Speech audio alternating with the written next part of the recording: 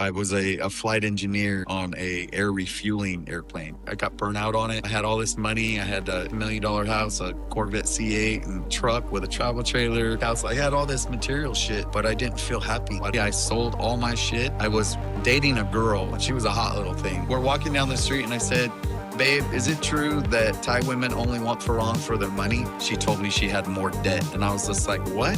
I'm still having drama right now. Someone here lately has been either acting like me or two, talking shit about me. Get your passport and get the fuck out of wherever you are and go live your life.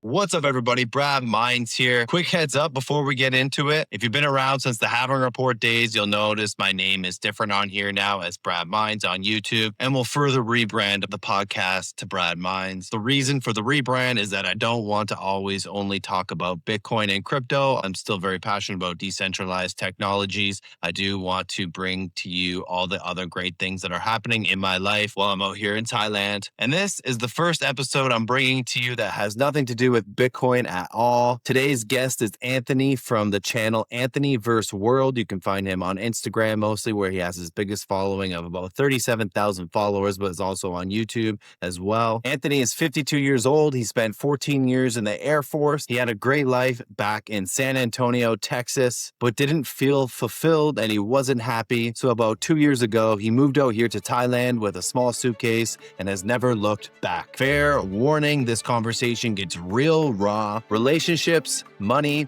and a few legal battles that went sideways for Anthony. This is his life, his experiences, and his opinions. I'm not out here to make some grand statement about Thailand. This is just one man's story after being out here on the ground for about 2 years. So without further ado, let's get into our interview with Anthony vs. World. Let's get to it. And thanks for doing this today. I love your channel. I love what you're doing. Your reels are hilarious. How's your day going? It's going good, man. Actually, here it is. Let's say 2:00, and I woke up at 1. I went out and had a good time in Bangkok last night. So I was out until 5:30 in the morning, and I'm 52 years old. That's kind of wild, but hey, it is what it is. Okay. Did your birthday recently pass? I thought you were 51. May 22nd. Yeah. Cool, man. So yeah, Bangkok, late night in Bangkok. Yeah, that's my fear of living in Bangkok. Maybe it's all this too much of a party scene for me. Have you been up here to Chiang Mai yet?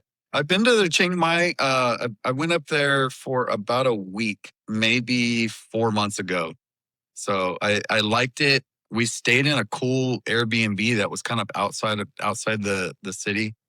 I didn't really post anything about that one, but yeah, it was like a villa with a pool, and went up there with a friend of mine. This was when I had a girlfriend, single now, but at the time we went up as two couples, and yeah, it was cool, man. Like Chiang Mai definitely has a different vibe than Bangkok or Pattaya or Phuket. A little slower, but still has a little bit of party. Mm-hmm. What's that place? What is it like? Zoe and Yellow. Yeah, there you go. Zoe and Yellow is, where all the tourists are, and that's where everyone's going to drink at night, and then they go to, I think it's Spicy is one of like the after hours places that's open till like 4 a.m. Like we don't go all night, like these Bangkok clubs, but I think there's a couple that go until 4 a.m. or so. But yeah, what I really liked was the besides that little, because we didn't really party too much there, just a little bit. We probably had 3 or 4 beers there. We were tired just because all day we had done like a little excursion, like riding the little bamboo rafts down the waters, stopping with the elephants, and then also went zip lining at what is it, King Kong zip line or something like that. Okay, I haven't done the zip lining, but I have done the bamboo rafting trip. That's a lot of fun. Oh, you've got to try the zip line. It's like the longest zip line in Thailand or something. It's like, man, I don't even know, like a kilometer long or something crazy. Like, wow, really, really high and really long. And there was like 27 of them or something. Wow. Okay. And that's just outside the city, you said? Yeah, up there, just in the little mountains there. Okay. Yeah, no, there's still so much here I need to explore. But yeah, I just, if you don't mind, just because you're on social media, but there's a lot of people that may not know who you are exactly. Do you mind just giving me like a brief introduction of who you are, Anthony, and like sort of what you're doing? Yeah, sure. So prior to coming here, I was, I'm from San Antonio, Texas. I'm originally from Fresno, California, but I spent around 14 years in the service, military, Air Force. And then I got into real estate and mortgage in San Antonio, Texas. And I was very, very successful. I was a real estate agent and a mortgage broker. So I was double dipping, being able to basically find clients, get them approved for a loan, find them the house, and just do the whole thing. So yeah, but I just I got burnt out on it. I had all this money. I had a $500,000 house, a Corvette C8, and a truck with a travel trailer, an Airbnb, a lake house. I had all this material shit, but I didn't feel happy. I don't know why. And one day I got a DUI, and after that DUI, I got into a program with because I was a veteran that was a year long. And as long as I went through this year long program, they would expunge my record. And so for that year, man, I didn't go out a whole lot and I spent a whole lot of time on YouTube. And I just, I came across all these videos of expats moving to the Philippines and to Thailand. And I was just like, man, that looks amazing. Like, I want to try it. So literally, I sold all my shit except for my house. I kept my house. I found a renter for my house, and man, I came over here with one suitcase, and that's all she wrote. Man, I mean, that was 2 years ago. That was August of 2024, and I started social media a little bit when I first got here. I was just, just normal Facebook posts and Instagram posts for documenting, my travels and what I was doing, but I never really got any traction on it. And I realized that it's a lot of work, right? It's a lot of work to edit videos and all that. So I stopped for a good year and a half. And I just, during that time, travel. So I've been to, well, first of all, traveling with the Air Force, I flew in the Air Force. And so I had been to like 30 something countries already. But since I moved here, I first came to Thailand because I wanted to originally go to the Philippines. Like the Philippines was all the research that I did, but I knew I wanted to stop into Thailand. But literally, the flight was like half the cost to fly into Bangkok than it was to Manila at the time. And so I flew into Bangkok, and I ended up staying in Thailand for 6 months before I even made it over to the Philippines. But yeah, I've been to Thailand, I've been to the Philippines, been to Vietnam, been to Cambodia, been to Malaysia, and yeah, that's it.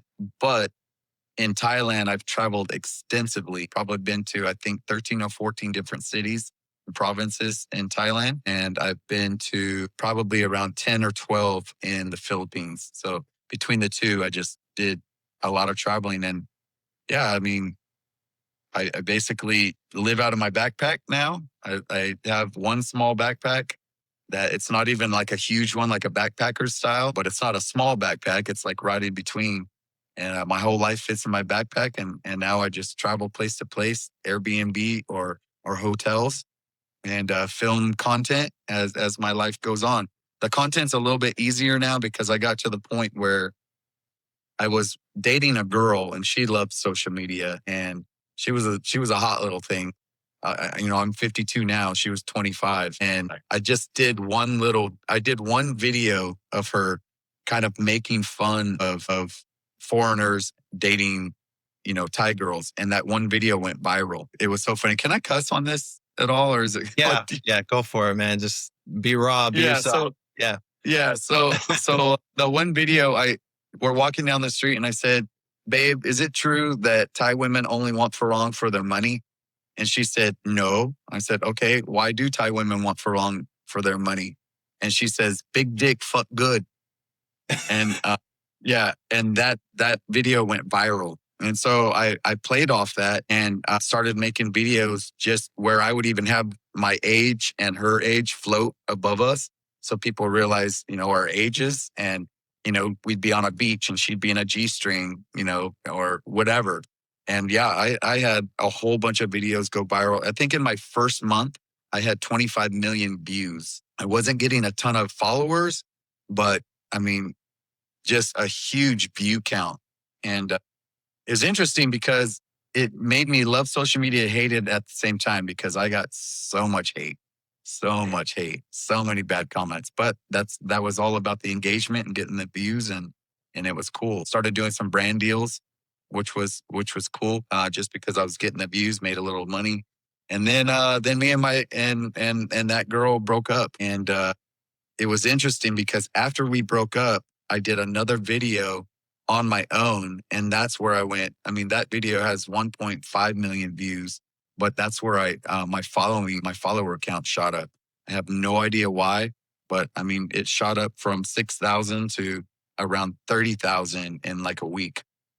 And now I'm sitting at 37,000 followers on Instagram, which in the grand scheme of things, that's still a small account in my opinion, you know.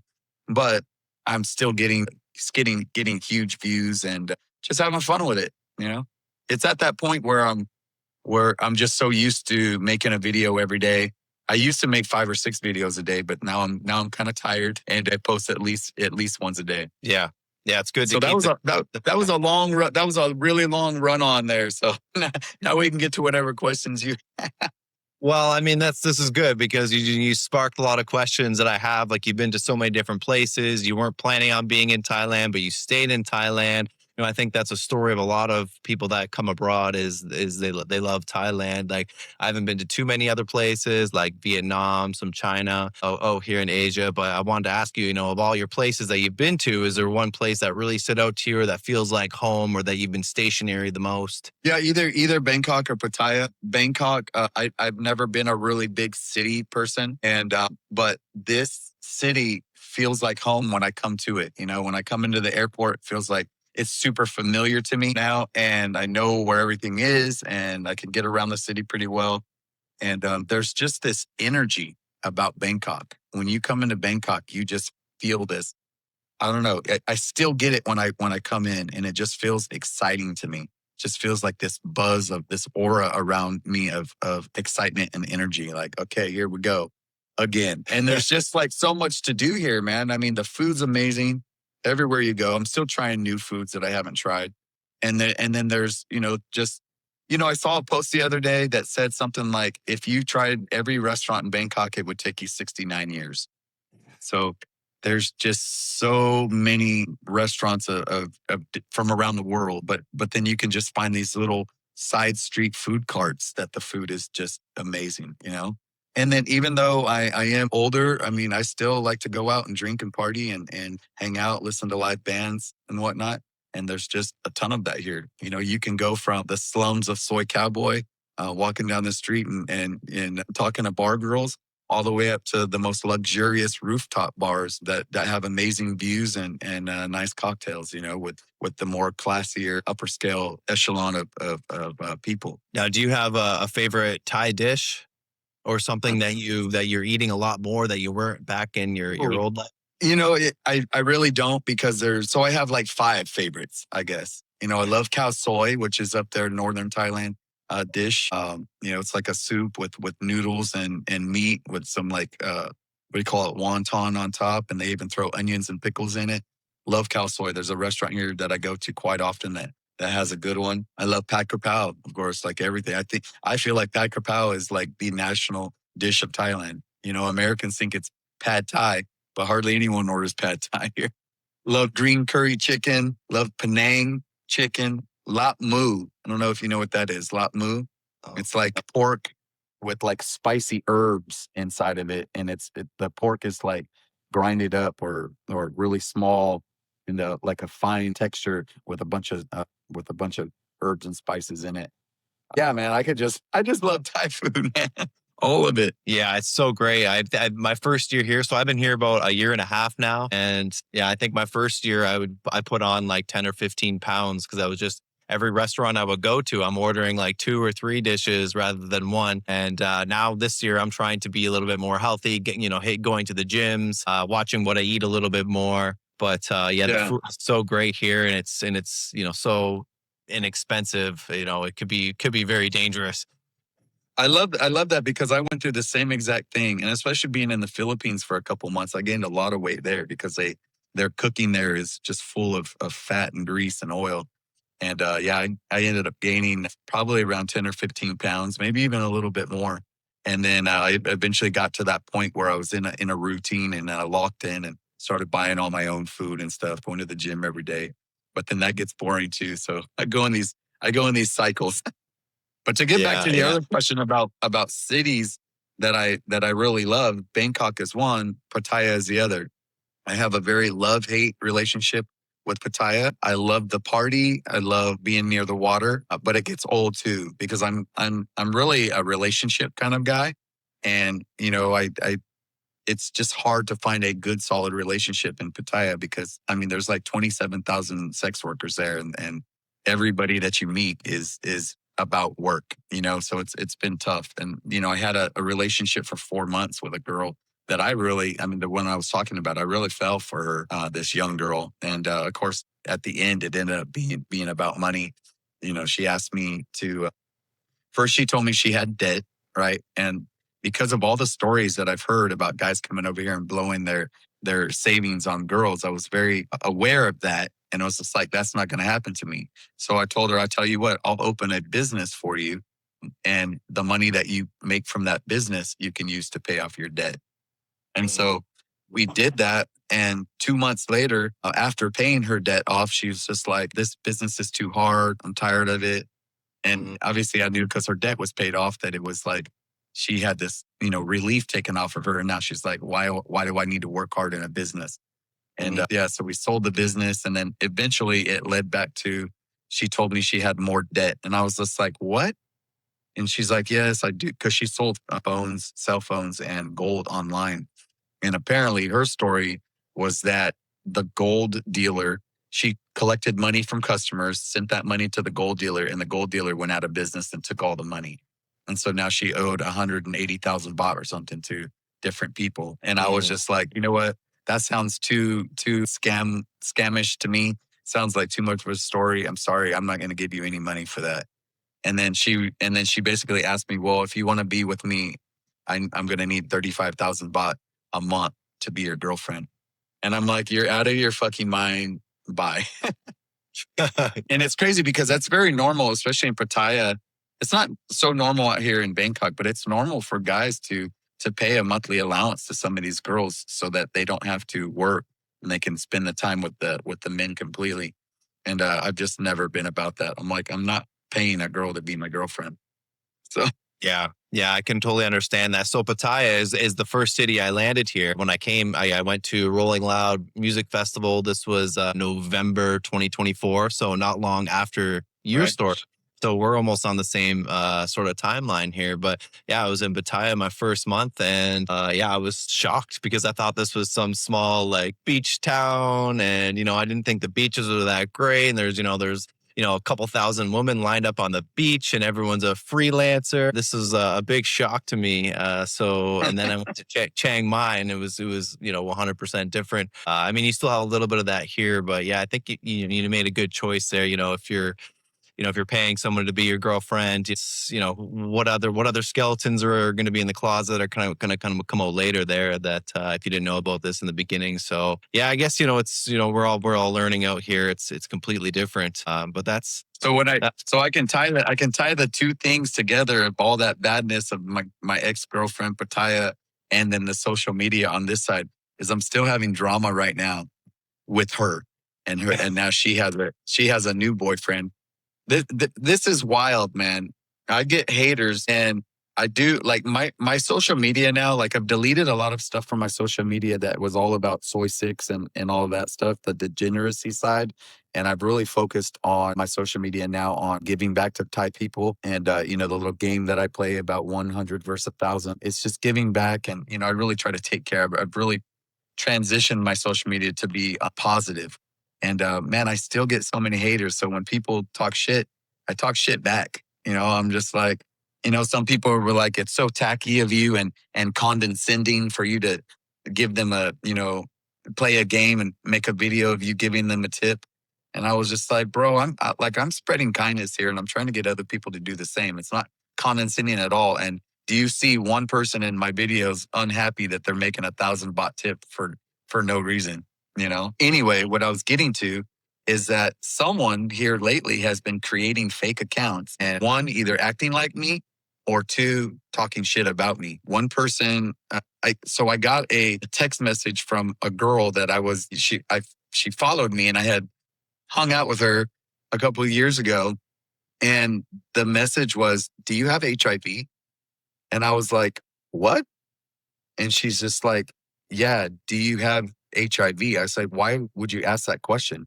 And then she sends me a screenshot of my profile that says, "This man gave me HIV. Watch out. I created this profile to make people aware of this man." Yeah, complete defamation and complete like off the wall wild. So it's funny that I literally had an HIV test like, I don't know, a week before that. And so I sent her the result paper. And I was just like, "Look, I don't have HIV. I'm not this, crazy whore out here." And yeah. And so I was just blown away that that happened. And then next thing you know, my ex is texting me saying, "Well, what's your problem? Why don't you leave me alone? Why are you still trying to get with me?" And I was just like, "What the fuck are you talking about? Are you crazy?" And she ended up texting a girl that I started dating, and they started showing me all this stuff. And apparently someone is messaging her, my ex, on different social medias, acting like me, trying to get back together with her. And so her boyfriend is all pissed off at me. He's like this UFC fighter guy, and he's Wow. like, threatening to meet me. He tells me your time is ticking.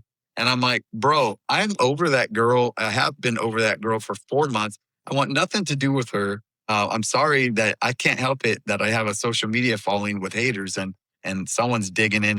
Anyway, that was some trouble. I actually had to go to the police station and show them all the things that she was writing because she started to defame me too.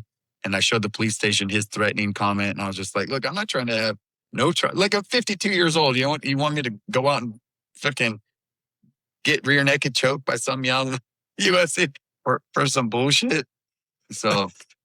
So yeah, it's been interesting, man. The whole social media thing is, and I get it. It's like, what do we do when we're over here, right?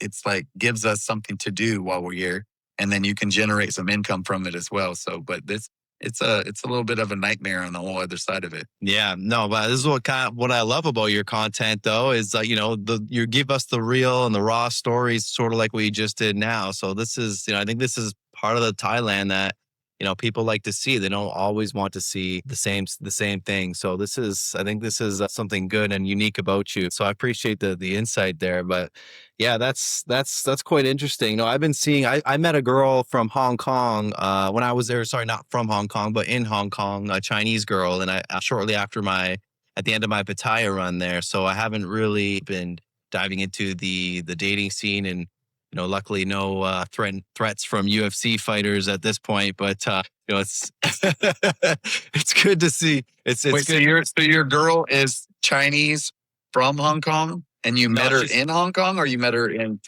I met her in Hong Kong, but she's from Xi'an, China. This is the ancient capital. Not sure if you're aware of this city, but it's like 14 million people, like mainland China. It's like before Beijing, the capital was Xi'an, this city. This is where their president Xi is from.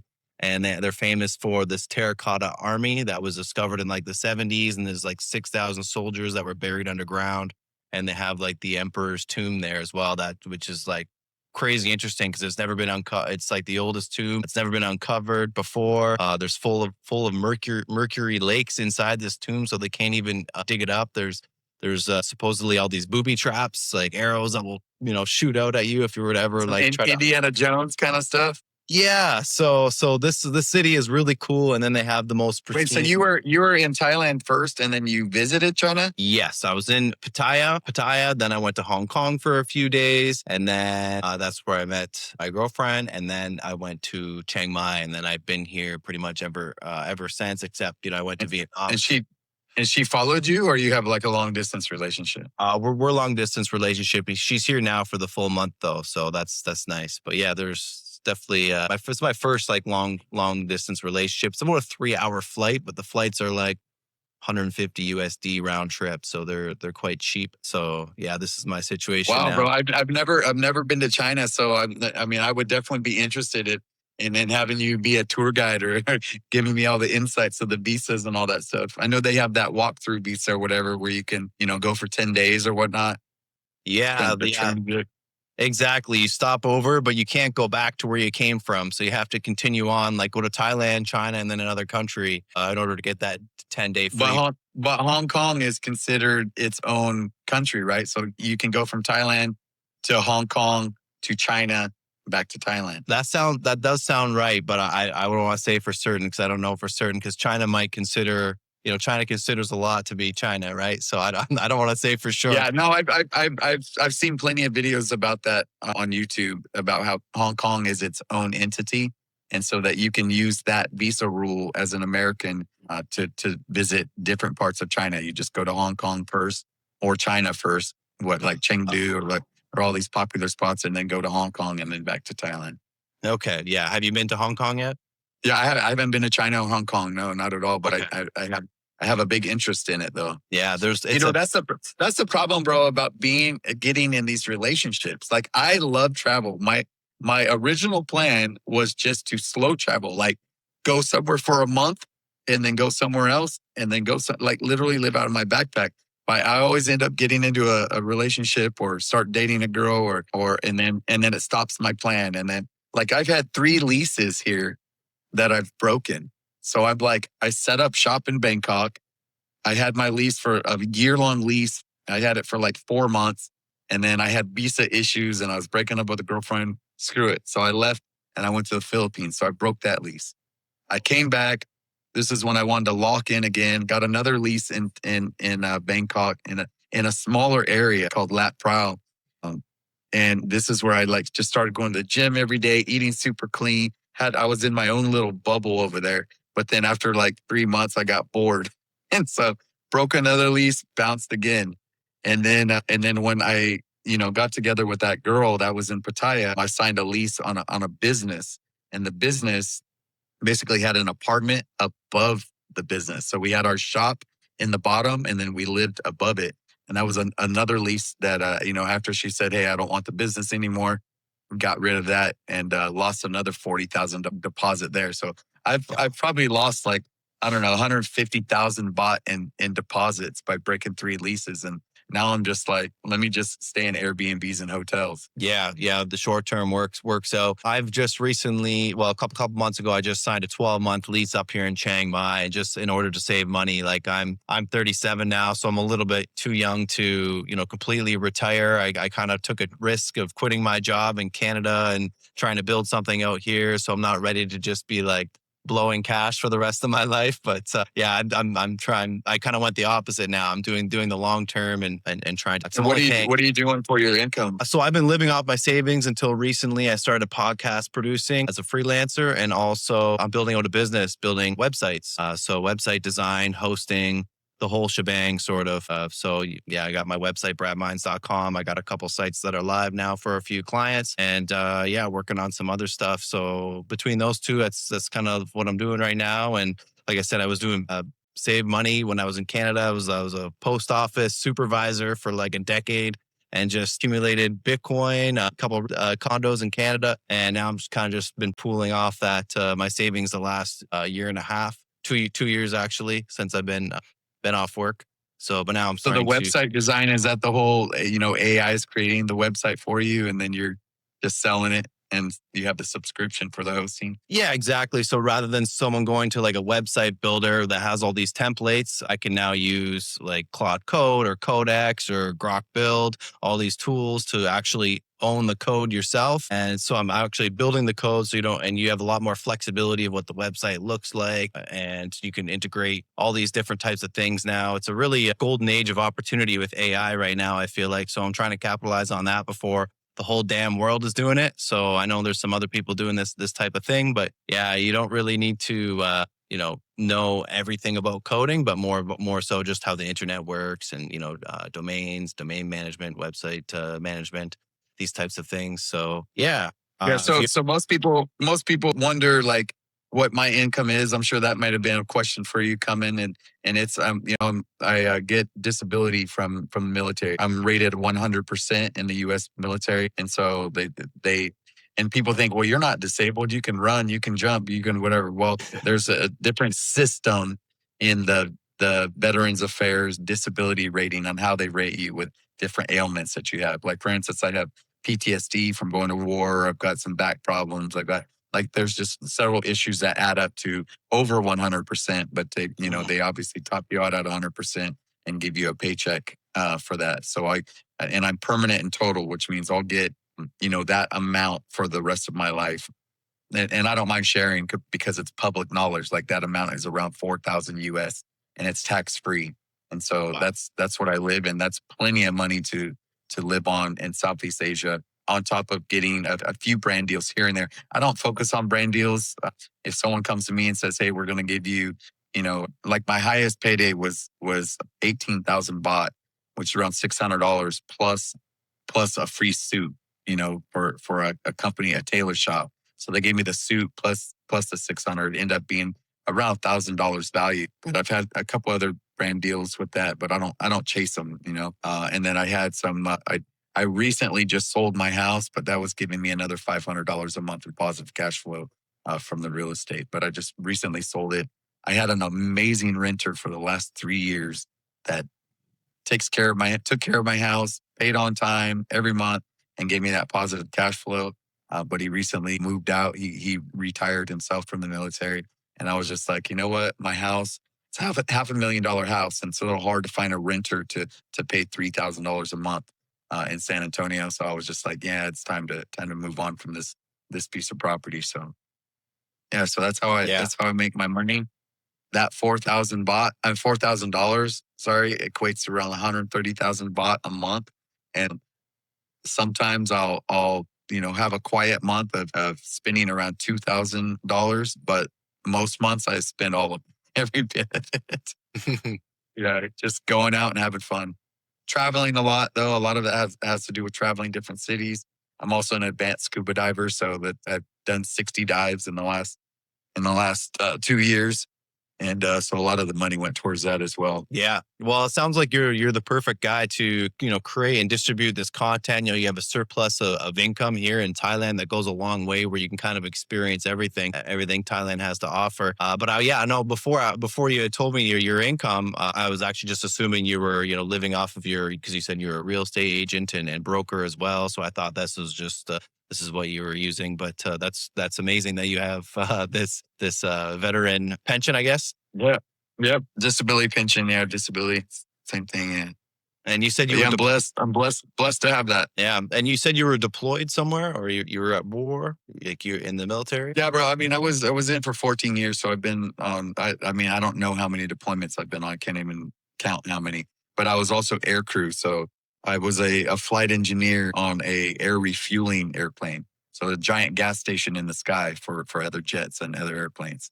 And yeah, my job was just to be I flew in the cockpit. I wasn't a pilot, but I was in the cockpit and it was my job to be the systems expert. So I had 108 gauges in front of me to monitor and make sure that everything was going right when we flew. Wow. And are you visiting home much, or have you been back home since you've been out here? I've been back once in 2 years. I went back. I've got two sons that are now 20 and 27. And I went back for my younger son's high school graduation and haven't been back since. That's a whole other thing too, because my kids, I love my kids to death and have a good relationship with them. Every now and then my youngest will be like, Dad, when you coming back to visit? And I'm like, bro, when I was living there, we never saw each other. Like it's, you know what I mean? And they're like, yeah, okay, I get it. Like go live your best life, Dad. Yeah. Yeah. Similarly, like when I was working in Canada, like I would see my family maybe like once a month, or twice a month. Like it wasn't that often. And now when I go back, I spend like a full 6 weeks with them. So it's like, I feel like I see them way more now that I'm abroad and not working this 9-to-5 corporate job. I can just go back and spend all my time with them. And it seems, much more fulfilling than, when I was actually living there. So yeah, I can totally resonate with that. But yeah, if I could just shift gears a little bit, I want to, jump into your content creation a little bit more and, ask you what was that, video that you sent out, that solo video that kind of brought you from 6,000 to 30,000, which video was that? Yeah, it was a video where I'm sitting on the beach with the video. I'm just holding my camera in my hand towards me and have some sunglasses on. And it's just saying, and it says, Why I Love Thailand is the title. And I just say, I love Thailand because I can date women half my age. I love Thailand because I can leave my computer in a coffee shop for 2 hours and come back and it'll still be there. I love Thailand because the beaches look like postcards. I love Thailand because I can meet a foreigner in the elevator and it not be weird and go out and have beers with them later.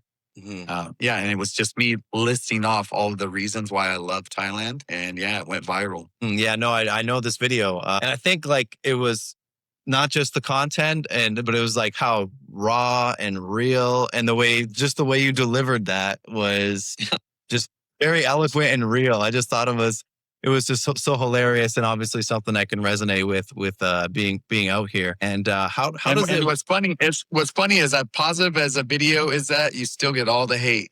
Like you love Thailand because you love lady boys, blah blah blah. It's like everybody always resorts back to lady boys when it comes to Thailand, and it's just so. Yeah. I don't know. It's funny to me because it's just like there's this reputation here about that, right? But it's so far from. I mean, there's such a small percentage.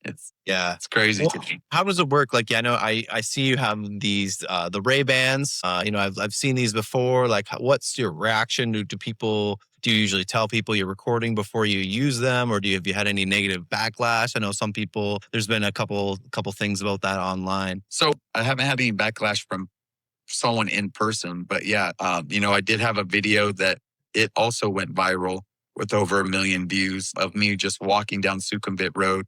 A ladyboy approaches me and and grabs my arm. You can't see her actually grab my arm in the video, but she grabs my arm and I turn around and I'm like, hey, enough, stop, leave me alone. And then I continue walking. And so my caption was, that you see how aggressive the lady boys are here sometimes. Because she literally, as I'm walking by and approaching, and I had turned my glasses on anyway, because probably 100 meters before that, I saw her grab or bother someone else. And I was just like, I know he is going to talk to me or say something. So I went ahead and turned on my camera and I just started walking. And sure enough, as soon as I got up to her, she walks over to me, hello, with her high pitched voice. And she was attractive, actually. A lot of people were like, that was a lady boy, like looked like a good looking girl. But my lady boy radar is pretty solid after being here for 2 years. And yeah, so at first I politely said, hey, I'm okay. No, thank you. I'm okay. And then she's like, you're okay. And then she follows me for 15 feet. And I know that because I counted the squares in the video on the concrete. She followed me for around 15 feet, grabs my arm. And I was like, hey, I said, I'm okay. And then she's like, and then I keep going. And I got so much hate comments on that video about you're the one that's been being aggressive. It's none of your business. Why are you even filming her? Blah, blah, blah. And I'm just like, it's social media. But as far as the other stuff, all my videos about 100 versus 1,000, I sometimes, depending on my mood or how I preface what I'm doing, sometimes I'll tell them I'm videoing. Sometimes I don't. And typically afterward, though, I will tell them, hey, I videoed this. This is what my social media is about. Do you mind if I use the video? So I absolutely always get permission before I post anything. Because in the past, I've had a video where I didn't ask. They saw it. They were pissed off. And man, that would lead me into another quick story about my ex. Is when we broke up, she went and slept with another dude the very next day. And someone came to me. That dude came to me and was like, leave her alone. She's with me now. I'm like, what? And then we ended up talking and sharing stories. I was like, bro, did you know that we broke up yesterday and she's with you today? He's like, what? I didn't know that. So he kind of felt bad. And then another guy contacts me on social media. Hey, I've been talking to her, blah, blah, blah. So anyway, the three of us get together, make a phone call to her on live, and you should have seen her face that looked like a ghost. Like she didn't realize that we were all in cahoots. And anyway, after that call, we start sharing information and stuff and then start sharing pictures. And I sent the one guy a video of me and her together, like having fun. And the dude turns around, becomes a simp and sends that video to her. this is something very, very highly illegal in Thailand, which I didn't know. But if you send any kind of video without, especially nude, without someone's consent, blah blah blah. Like in the United States, it's a misdemeanor, but here it's a criminal charge. So she basically brought charges against me, and I had to go to the police station and negotiate. And I ended up having to pay her close to 50,000 baht as a damages. And so after that, I don't fuck with video. After that, I'm like, I don't. I get permission. I am not having something like that happen to me again. Yeah, it was crazy. It was wild, bro. So just to clarify, you uploading something non-nude, whatever, without their consent can result in this type of fine. Yeah, absolutely. Any video, period, like YouTube, whatever. If someone in Thailand says, "Hey, you need to take that down. I don't want it." It's not like in the States, or I don't know how it is in Canada, but in the States, if anything that you can see in public, you have your First Amendment right to freedom of press to publish, and you can put anything you can see in public. You can put. In Thailand, it's not the same. In Thailand, if someone says you need to take that video down, you better take that video down, or you can get into a lot. You can go to prison over a video, even if it's not nude yet. Okay, so you have the opportunity to take it down before anything. Sure. Sort of. Sure. Okay. Yeah, they can't just charge you with, hey, he's got this video up of me, unless that video is defaming them. Defamation is a very big thing here as well. So yeah, if you make someone, dude, you can get a defamation charge for leaving a bad review on a business. If you left a bad review on a Google business here in Thailand, if you say this place sucks, they gave me bad service, it was horrible food, don't go there. They can sue you for defamation, especially because it hurts their business. Yeah, it's a different world here in Thailand. There's a lot of things here people have no idea about, the day-to-day life stuff that is just wild. Yeah, no, and I've been here for a year and a half, and I don't know some of these things. So this is interesting. Well, I guess I wouldn't know because I'm not really creating public content like this, like you are. So that's good to know, because sometimes I am dabbling in this territory. But wow, yeah, I've had two people. So I had one girl I posted, and it was recently, and she asked me to take it down. And she was just like, I just value my privacy. I don't want a video up like that.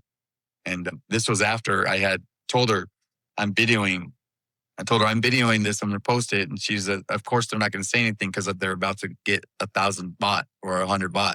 But then after the fact, she saw the video and she's like, can you please take that down? And at that point, I don't have a choice. I'm like, okay, I'll take it down. And then another one, I was actually promoting another recent video I was promoting for a girl, but she didn't like that I had said in the video that she used to work at a certain sports bar, because a lot of these girls that are working in Pattaya, their parents don't know that they're working in these certain places. And so after that, she was just like, can you take that down and edit it?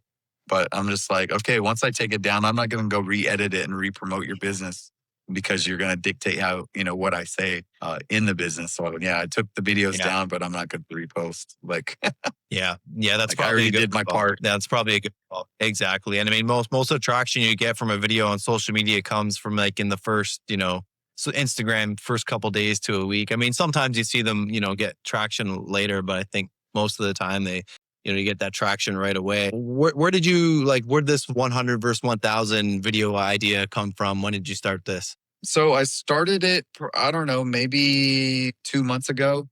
And the idea, I guess, came from one, I wanted to transition my social media into being more positive, right? About giving back, mainly because this whole thing hasn't been necessarily about views and all that. In the beginning, it was just me living my life. And then, of course, sex sells. So walking down Soy 6 or walking down the red light districts in Bangkok creates lots of views, right? In fact, my YouTube channel was not monetized because of that. And now I'm having to restart my YouTube stuff. But I just wanted to transition more into the positive side because, yeah, that sells too. I started seeing all of these, like the videos that I enjoy watching the most are those type of videos of people giving back. There's a channel called That Was Epic. There's a channel, there's MD Motivator, and these guys are big guys where they're giving away houses, cars, at very least giving away like laptops to college students. And that stuff tugs at my heartstrings. I love watching those videos. So I was like, I'm going to do that, but I don't have the income for that, right? I don't have the means to do that yet. And, looking back, those guys all started the way I'm starting, just by giving small giveaways, like just giving bigger tips to people, stuff like that. And then I came across this channel where there's this guy in the Philippines and he walks around fist bumping people. And when he fist bumps them, he'll open up his hand and have a candy. And it's always to these cute girls, these hot Filipino girls. And his videos go viral. And it's just like, man, that's cool, but I want to do something different. I want to give back. And so at first I was giving candy or 100 baht tip. And then, I don't know, obviously the more you give to someone has more impact, right? And I had already done some videos where I would, for instance, one of my first big giveaways is I went up to a fruit stand lady and I asked the lady in Thai, I said, sister, I'm very hungry, but I don't have any money. So I say, P, pom hiyo mak te mai mi tang. And she said, it's okay. You can eat. You can eat. And so it was showing the kindness of Thai people or the kindness of this lady. And for that, I turned around and I bought all of her fruit. Like every bit of fruit she had on her stand, I bought it and then turned around and had her give that fruit away to all the Thai people that were just walking by. And so a give back like that. My next big give back was I found a poor family in a rural town that my friend has a restaurant in. And yeah, we took them shopping at a store and bought all of their school uniforms, which they didn't have. We basically knew the school teacher, and she was just like, these are two students that they can't afford the school uniforms. And so we bought them all their uniforms, bought them some ice cream, took them to lunch, and then gave them an additional, it was a grandmother. The parents had passed away and the grandmother was taking care of the grandchildren. And so, yeah, gave them an additional 5,000 baht to live off of. And yeah. And so I realized, though, that I could not keep up that level of giving back, though. That day I spent 10,000, which is around 300 US dollars, and then I started trying to get donors, but that only lasted for like 2 videos where I had people donate to me. And I was just like, what do I do? How do I keep this going without whatever? And so I'm like, hey, if I get good service from someone, I'm leaving a tip anyway. Let me just go ahead and do it this way. And percentage wise, like I thought to myself, can I afford, because 1,000 baht, right, is $30 for 30 days. That's around $900, right? I'm like, can I afford $900 a month doing this? And I was just like, could if I tone down on partying and whatnot. So yeah, let me spend my money on that rather than going out and partying all the time. And yeah, that's kind of how it's worked out. Obviously, some people pick 100 instead of 1,000 sometimes, and so I don't have to spend 900 a month. Yeah. And that's and I've just been doing it consistently for honestly the last few weeks. Just to say, people seem to love them. Like I mean, I'm still getting. I had one go 500,000 views the other day, and most of them get anywhere from 5,000 to 500,000, somewhere in there. Like they're all over the place. I get some with 30,000, some with 200,000. Just depends on if it's a cute girl or that person's reaction. And that's what it's all about, is their reaction. It's just I love it. Even the ones that are disappointed, they're because those videos are pretty funny too. Like the people that they don't know what's happening aren't as disappointed, I guess. No, I guess there's no real differentiator. The reactions are great. Do you ever go back and say and feel bad and give them, or do you kind of keep true to the game? Yes, I do. Especially if it's a friend of mine that I've known for a long time. Some of the videos are people that I actually know and have gone and repeatedly gone to their restaurant or something. Then yeah, I'll go back and be like, look, here's the 1,000. In fact, one of my very first videos that went viral, I did that. Was a girl in a massage shop. She missed, like she got the 100. And then about 5 minutes later, I was in a 7-Eleven and she had gotten off work and she was in the 7-Eleven. So I said, hey, I have it pinned on my Instagram. I said, all right, we're going to try this again. Okay. And she's like, one more time? I said, yeah. And so I tried again and she lost again. She picked the wrong hand again. And so then I just gave it to her. I was just like, here, you can have it. So That's awesome. But like, what about like tipping culture in general? Did you find the tipping culture completely different? Like, do most places expect a tip? yeah, it depends on where you're at. If you're in a local Thai restaurant, they're not expecting a tip. And I've had this conversation with Thai girls too. If I go on a date or something, I want to see what their viewpoint is on it. Especially, when you go on a date anywhere in the world, if you don't tip right, that girl thinks you're cheap or thinks you're trying to overcompensate. You know what I mean? Here it's not like that. They don't give a shit. But you can go have a meal that costs 100 baht and not tip anything, and they're not going to be upset. The tipping culture it's not required here. However, if you go somewhere, I said, hey, let's say the meal is like 1,000 baht, then the girl would be like, well, it's customary to maybe tip 20 baht or maybe 100 baht if you're feeling really generous. I mean, that's a 10% tip or a 2% tip. And they're like, the person getting the tip is going to be appreciative. They're not going to be pissed off. But you can go somewhere like, the Hyatt Regency at the Spectrum bar, rooftop bar, and, they're so accustomed to tips because mostly just foreigners visit those places. And so they're accustomed to tips. Yeah, because I was watching your videos and I'm thinking, like, from my experience, like most people will be quite happy with even the 100 baht, even the 100 baht. Yes. And that's the whole point behind it and why I get some hate from people. They're like, you're only giving them $3. I'm like, but you don't realize that $3 in Thailand is a 100 baht tip to them is a big deal when they're not getting anything. And when they only make 400 baht in a day and they're getting 100 baht tip, it's significant, for nothing, just for a tip for free, and when they're getting 1,000 baht tip, that's huge. Thousand, But think about it. Yeah. Think about it. 1,000 baht is $30. A $30 tip anywhere in the world is a significant tip. Yeah. You know what I mean? On a $3 meal or a $5 or a $10 massage, $30 tip is significant.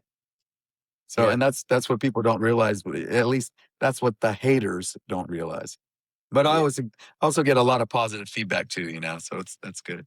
Yeah, with any growing social media or public profile, you're going to get these haters. So I hope that they don't discourage you and you keep doing what you're doing, Anthony. I want to ask you about your Thai. Sounds like your Thai is coming along, or have you been taking classes or just kind of learning from your ex girlfriend? Yeah, Pompo Pasta Thai Midnight Cop. Michael Chai Tuk Yang.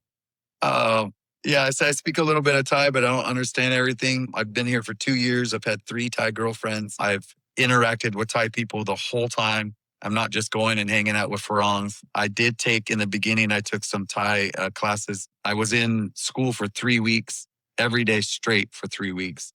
So it was an accelerated program. But at the time, I had already had a Thai girlfriend for 6 months. And I felt like everybody else in that class was holding me back from learning more Thai. So I actually quit that thinking that because everything that we up to the 3-week point, I knew everything.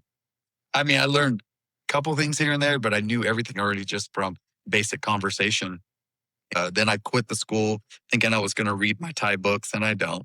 But I learned most of my Thai from interaction and asking questions, and also from social media. Like I follow a couple Thai teachers on Instagram, and they just, every day will throw out, a phrase or a word or something cultural, and I pick it up. I feel like I'm way more behind than I want to be after being here 2 years, but I also probably know about 20 to 30% of the language, which I think is significant. And every time I talk to a Thai person, they're like, wow, your Thai is so good. Like even your accent is good. Like, and I'm just like, it feels kind of good. You know what I mean? That's like, okay, that's awesome. But there's so much that I don't know. You know what I mean? And then I get tired of to be honest with you, sometimes I get tired of Thailand. And sometimes I'm like, fuck it, like this language is so hard. Why am I learning it when I can just speak English or bounce to the Philippines and speak English, Yeah. That's the one great thing about coming to Thailand is I feel like, even in Chiang Mai here, like it seems like all the locals in Chiang Mai or the people here speak at least a little bit of English. So you can kind of get away. You don't really have to learn Thai, but obviously it's a lot more respectable from them if you can pick some up. So kudos to you Yeah, and for. Google Translate's your friend. Google Translate's your friend on your phone. And I've actually got these really cool earbuds from a company called Time Kettle.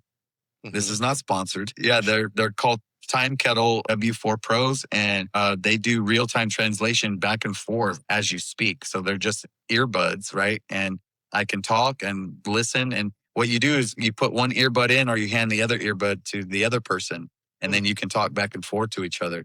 And it sucks in a loud place, but for like pillow talk, if you're laying there in bed with a girl, like you can just sit there and have a conversation back and forth. And they also work on the phone. So I can have them both in my own ear and connect them to a mode called, I forget the mode called, 2-person phone call, whatever. And I can get on Instagram Live or WhatsApp or whatever. And it will translate for me through the phone. So pretty solid. Yeah, that sounds like very useful. I've been looking into these types of things. Not sure if I wanted to get something like this or not, but maybe I'll check them out. I'm always skeptical. Like, I don't know. I think my friend had these glasses that were supposed to do these translate, and it wasn't perfect. I wasn't sold on it. So maybe something like this is a lot better. What Yeah, the Meta glasses that I have are supposed to have translation, but for some reason they don't. They only have like 5 languages, and Thai isn't one of them. And then Mm, that for some reason my Meta glasses don't work with the AI over here in the region. I don't know why. I need to figure it out. But they do sell these translator earbuds on TikTok for like $20. I wouldn't do them. Like this is a legit company that they have translation for international business, and so they were like $400. But yeah, they're probably 95% accurate. okay. Wow, that's pretty damn good. My next question is, what's the most underrated thing and overrated thing about Thailand? Wow, that's a good question.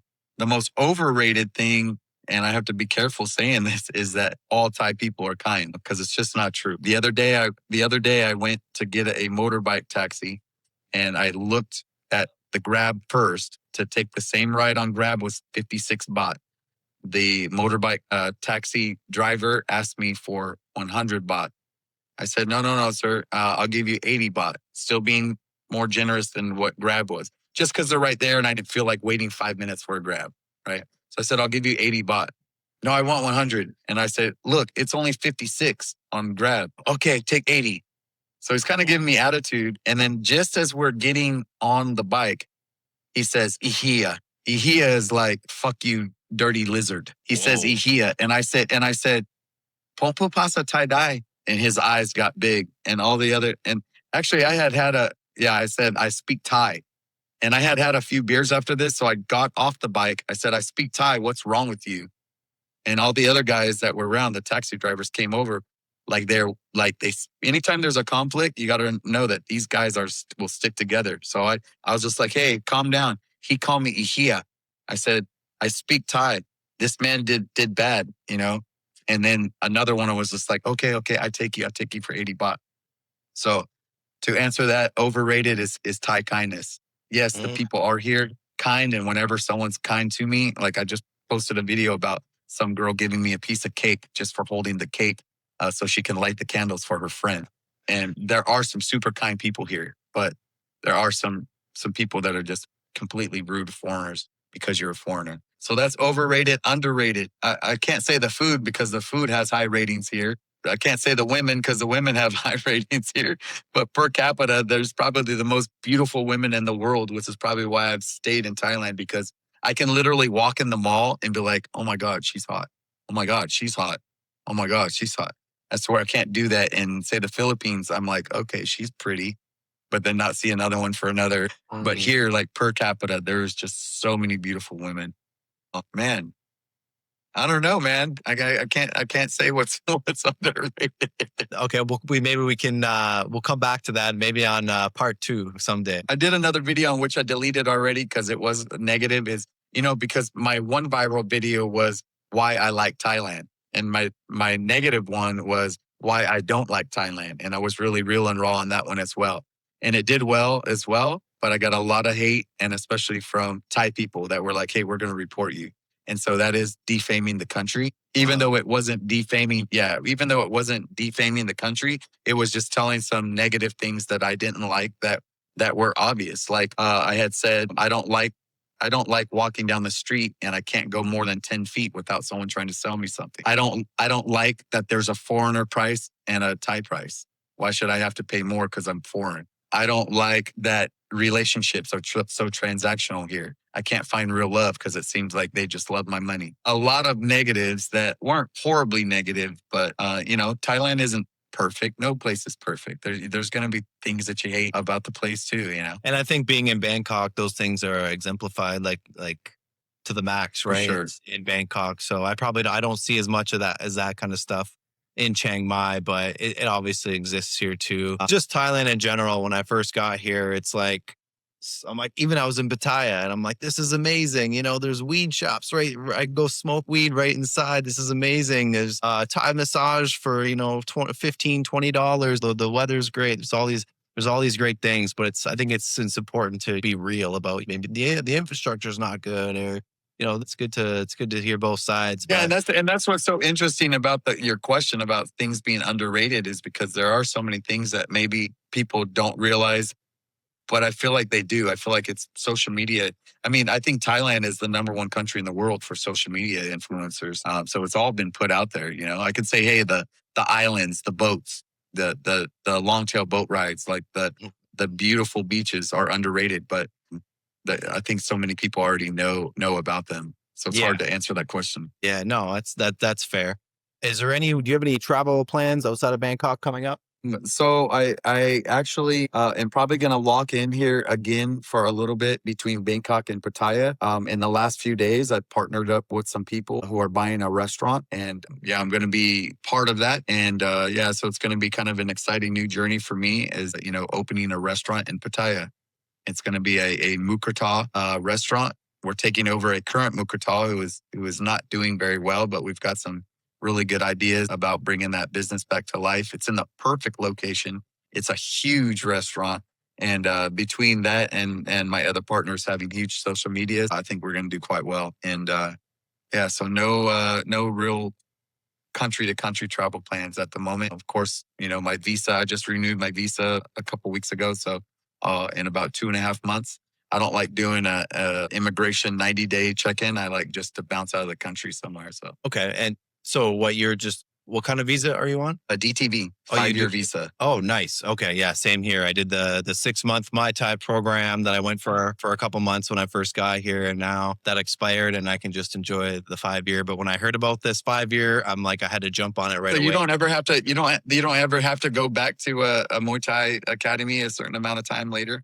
No, no. You just pair up with a place that has this program, and I think it costs like 10,000 baht altogether, and which is relatively cheap to me to allow me to stay here for up to 5 years, and I do have to do the 90-day recording, but you go to transportation office and you literally go to like a drive-through style window for like 2 minutes, and then you're out of there. And I got my Thai license now, so I ride a motorbike, so everything's super convenient Nice. here. And that's the one thing I do like about Chiang Mai is that I can just ride anywhere in town between 10 and 15 minutes on a motorbike. I don't got to worry about taking grabs or waiting in a car or taking the train station. And like in Bangkok, I feel like a lot of people from Chiang that go to Bangkok from here, they don't feel comfortable driving because it's obviously a little bit more crazy there. But I'm feeling pretty comfortable on the It, motorbike. it is too, man. When I first got here, I got my Thai license and I had a big bike, and man, I was getting cut off and almost accidents every day because they don't seem to like the big bikes. But then after I got a motorbike, it just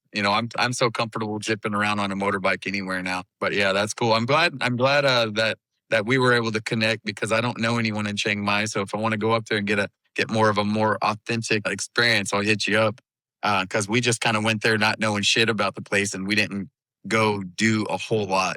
Yeah, yeah. Please hit me up. We'll have some fun, and hopefully, you can. If you're not too busy with your new ventures, when I'm in Bangkok, I can hit you up too. And I'm not. I usually don't party too much. Like I said, I kind of trying to build out something right now. So I'm spending a lot of time in cafes and co-work spaces. I'm actually in a co-work space right now, but I like the vibe here. I just like the day-to-day life. I'm not doing it to anything too extraordinary, but I do like to go, check out these places every once in a while. There's still so much more to do here. But yeah, in terms of the motorbike, I never thought in my wildest dreams I'd be someone riding a motorbike when I was in Canada. And then I got here and I see these like 8-year-old girls riding around alone on these motorbikes. And I'm like, okay, if they can do it, I can do it. So, Yeah, if you go far back enough in my socials on Instagram, Facebook, I did a whole video on motorbikes about statistics and the death rate and all the weird stuff that you see, like people businesses using motorbikes with ice or whatever stacked up, propane tanks stacked up on the. Yeah, it's the motorbike fun. and yeah, it is crazy. So yeah, I end up getting I rent a Yamaha Aerox now, which I find is just enough. I got the 155 power to do, go to the mountain if I want to do that. Sharp turns for city driving and still have enough power to get on the highway. I haven't gone up to, any 300cc or beyond this or anything like that. But honestly, half the fun for me is just riding around on the motorbike, which is crazy because I was enjoying Thailand a lot before even getting onto them. So I just make sure I drive super careful, and yeah, I just give people their space and don't fuck around when it comes to the road. Because yeah, I meet people all the time. They're like, oh, I got a scar here. I fell off my bike 3 or 4 times. I even had a Canadian buddy who was here and he was behind me, and then all of a sudden he's not behind me, and then he pulls up a couple of minutes later and he's got all these scrapes on any I don't know. I think he maybe smoked a joint and he's maybe not good on the road after. But yeah, you got to watch out for the bikes. That's probably the most dangerous thing about being out here is you're inclined to get on the motorbikes, and which can be a little bit crazy. But Anthony, we're over an hour, almost an hour 15. Lots of moments here. This is great. I want to thank you so much. If you want to plug your socials where people can follow you, and any words of wisdom, just I'll leave it open for you. Sure. It's Anthony versus World. So Anthony, ANTHONY VS World on all platforms. That's Facebook, TikTok, YouTube, and Instagram. Instagram is my biggest following. I don't put a bunch of videos out on YouTube because it's a lot more work and I get lazy with it. And actually, I have so much footage that has my ex-girlfriend in it that I'm just like, so it's hard to go through that, try to edit her out. At one point, I said, screw it, I'm just going to put them out there anyway. But then I don't want, after this recent stuff, I don't even want to mess with it. Words of wisdom: get your passport and get the fuck out of wherever you are and go live your life. Figure it out. Save your money, sell your shit, figure out online job, remote job, something. But life is definitely different in different parts of the world. And it's not all, what we've been taught growing up.